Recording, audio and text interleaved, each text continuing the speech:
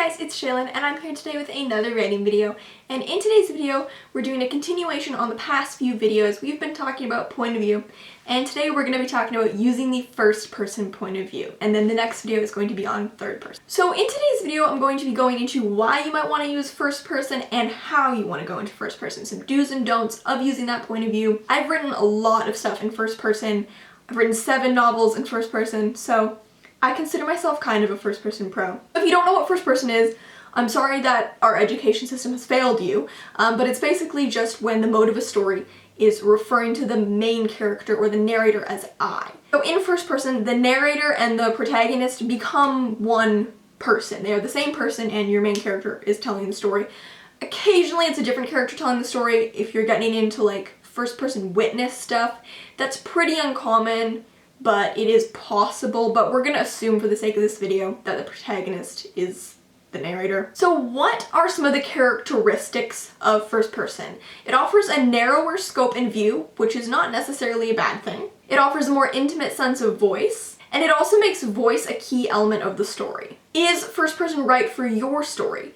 Do you have a character who warrants a place as a first person narrator? As in they're interesting and original enough to make them a good narrator. I know that my writing prof always says that a first person narrator has to earn their place as a narrator. And she said that a first person narrator has to be someone who has a view of the world that nobody else in this world has. They have to be engaging enough for us to spend time in their head and to want to spend time in their head. Number 2, if you're writing from multiple point of views, do you as the author have the ability to create a distinctive voice for each? If you don't, you might want to check out my video on creating voice. And you have a story that's heavily focused on thoughts and emotions to the point that this cannot be conveyed without constant access to the character's mind. So all that said, if first person is sounding like the right point of view for your story, how do you go about writing first person well? Number 1, and I think the most important part, is you have to make sure the voice is clear and the voice is strong.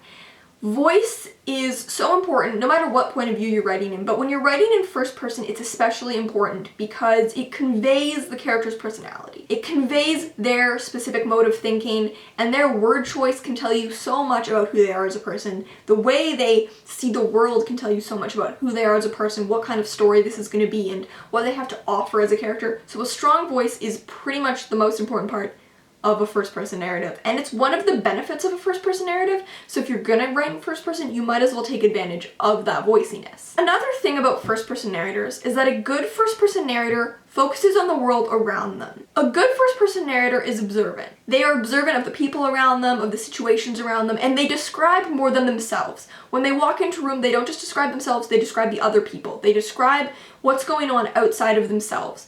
A first-person narrator who only ever describes themselves is not useful because they're not going to give an accurate or vivid picture of the world around them. We're only going to see this one person. It's going to be really annoying because all we're going to hear about is their egocentrism, and even if your character is egocentric or arrogant as a trait, they still need to be observant and they still need to share their observations of the world around them in order to be a good first-person narrator. Another thing that I have to say that I don't hear said enough is that all first-person narrators are unreliable.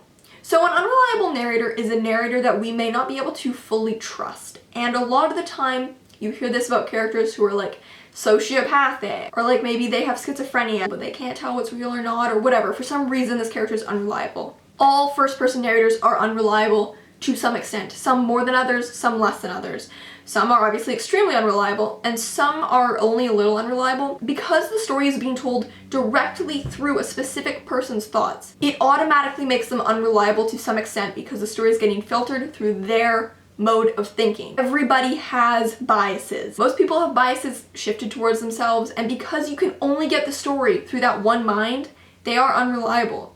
You have to remember that, and you have to remember when you're telling the story that it's okay to take advantage of that. Even if you're writing about a character who's trustworthy and honest and a good person, you still have to consider their unreliability and the moments when they're not going to be upfront, and the moments when they're going to hide things, and the moments when they're going to misinterpret situations. Even if you don't take advantage of it, make sure you are aware of it because it is an inherent part of a first-person narrator. Although I will say that one reason to avoid first person in a story would be if the narrator would be heavily unreliable and the story doesn't warrant that. One of the most important parts of writing in any point of view, and you're going to see this in every video on all the point of views that I make, is to avoid the overuse of I. This builds off what I was saying about having an observant character. Overusing I leads to a very repetitive sentence structure, especially when every sentence starts with the word I, and especially if every sentence starts with an I verb construction. You're just looking at extremely repetitive writing here. Make sure you avoid the overuse of I. This seems kind of hard, but if the story is being told through a main character's voice, and we know who that main character is, we don't need to be reminded that they are doing things or that something is happening in relation to them. If they are describing the feeling of a hair elastic, I'm sorry, this is the closest thing to me, they don't need to say, I turn it over in my hands, or, you know, it's, what even is the texture of a hair elastic? The narrator can just say, it's an elasticy black band. You don't have to say, I turn the elasticy black band in my fingers and it's slippery against my fingertips. That's not needed, because we know that if they can describe it in a tactile way, that they are touching it. So you don't have to say that they're touching it, just like you don't have to say that they are seeing something, because if they're describing something, we know they can see it. So you don't always have to remind us that something is happening in relation to the main character, because we know that. Another thing I want to touch on is tense.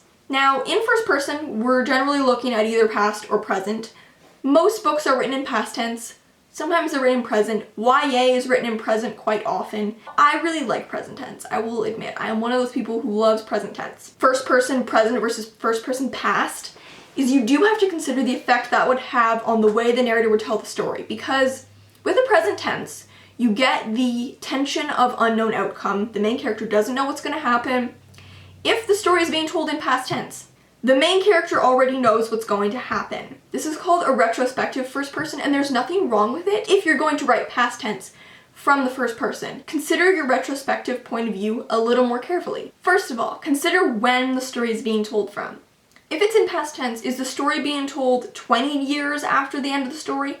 5 years after the end of the story? Is the main character telling this on their deathbed? Or is the story being told from 5 minutes after the end of the book? The amount of time that has elapsed between the events and the narrator telling the story will actually have a huge effect on the story, and you don't ever need to outright say this, but consider it, because it will change the mode of perception. Also ask yourself why the story is being told and how it's being told. Is it being written down? Is it being told to another character? If it's being written down, is it with the intention for someone else to read? Or is it like a private journal? Is the character simply replaying the events in their mind as a means of reminiscing? Are they aware that they have an audience, and are they kind of telling the story knowing that we're listening? Or are they simply constructing a narrative for their life as it happens as a means of coping with it? It's another thing I'd really recommend considering is, does your main character know they have an audience or not? In my last novel, someone will say to you, I'm pretty sure that the main character, Luna, knows that we're listening. Whereas in my manuscript, I'm Fine, I would say that the main character, Andy, doesn't know that we're reading her story. She has absolutely no idea. She really thinks she's just confiding in herself. And that said, keep in mind one of the benefits of first person is that they can gain the reader's trust through confession. A first-person narrator can confide in the reader. They can confess things to the reader. And this will really increase the sympathy of that character, because the reader will feel like they're being trusted with a secret. Or a narrator can be frustrating because they're withholding that information. The effect of information reveal and how information is revealed, because it can play into the way that readers sympathize with or don't sympathize with your character, because it does feel like we're in direct conversation with the narrator. So that's everything I wanted to say on using the first person point of view. I love first person. I love reading in first person. I love writing in first person, and there is a reason why I've used it so much. I do see a lot of benefits to it for the types of stories I write. As someone who writes a lot of contemporary, it does fit what I write a lot of the time, so I do really enjoy it. Although I do know that trying a new point of view can be scary, so I hope this was helpful if you're trying to embark into the world of using a first person point of view. Thank you so much for watching. If you have any questions, you can always send me an ask on Tumblr, and I'll see you in another video.